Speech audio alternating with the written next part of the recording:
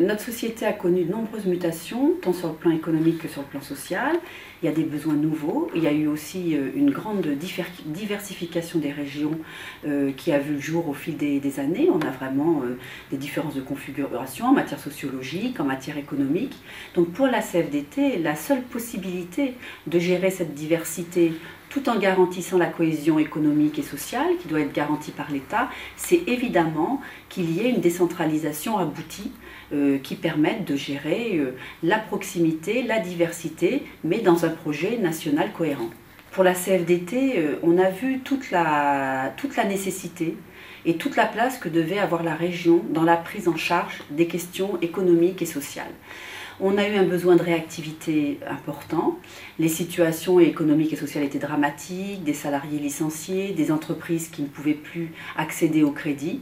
Et face à cette situation, on n'a pu que constater qu'on était dans une répartition des compétences qui est très floue. Certaines compétences sont partagées, d'autres se cumulent. Et au fond, on a ressenti très fortement, on le savait déjà, mais on a ressenti très fortement dans cette situation très concrète qu'il y avait un besoin de reposer la question du partage des compétences. Nous, ce qu'on constate, c'est qu'on aurait pu faire beaucoup mieux et qu'en matière notamment d'emploi et de formation, il y a eu des doublons, il y a eu des manques et qu'il faut véritablement se préparer à quelque chose de plus réactif. Dans ce redéploiement de l'État social avec un grand E qui est indispensable dans une France du XXIe siècle, dans une France aussi qui est dans une Europe, donc dans une configuration qui est ouverte dans l'Union européenne, dans la mondialisation, il y a évidemment des choses à repenser, tant en matière de besoins que de gouvernance.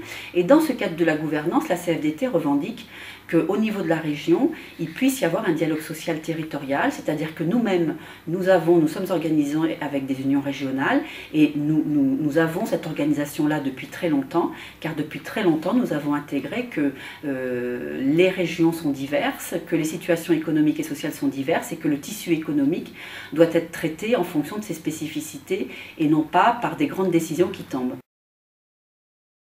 La CFDT pense que c'est urgent, je le répète, nous avons vu la crise, nous avons vu les dégâts de la crise, nous avons vu des fermetures d'entreprises, nous avons vu des salariés licenciés. Malgré tout ce que nous avons pu mettre en place, le fonds d'investissement social qui déléguait aux régions une partie de la prise en charge, malgré les aides qui ont été apportées aux entreprises, on a bien vu qu'il ne suffit pas d'avoir les bonnes idées, il faut aussi avoir les outils pour les mettre en œuvre et être réactif. On ne peut pas se permettre, dans la situation sociale que connaît la France, de revivre ce genre de choses, si ce n'est de rester dans la situation qui est celle d'aujourd'hui, où on voit des territoires à bout de souffle, qui ont des difficultés et qui doivent retrouver une croissance économique rapidement. Ce qu'on voit, c'est que les gens, au fond, décentralisation, déconcentration, ce qui importe aux gens, c'est la question de l'effectivité.